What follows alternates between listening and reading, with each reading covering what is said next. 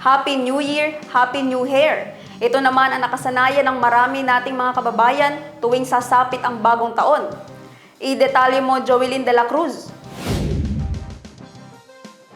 Tagsang nagpapaayos, nagpapagupit sa iba't ibang salon sa lungsod ilang oras bago ang pagsalubong sa bagong taon.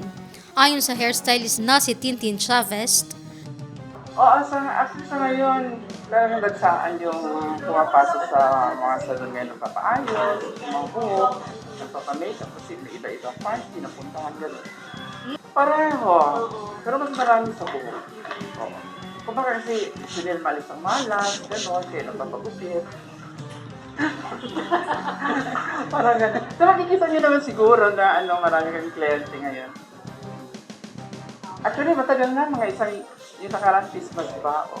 Itong buong December, busy kami masyado.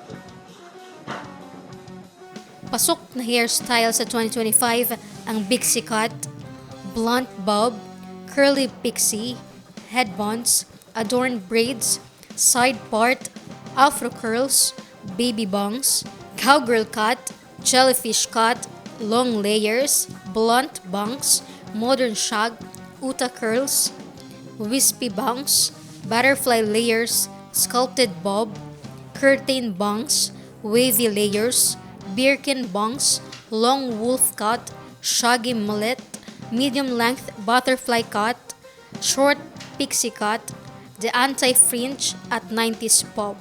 Bukod sa gupit, marami rin ang nagpapalinis at nagpapaganda ng kanilang mga kuko.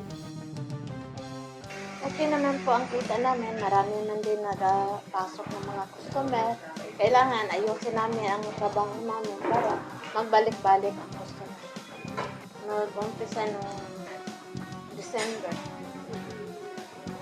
Maraming mga customer na nagpuntahan din. Mga customer namin sa kabila dito na nagpunta.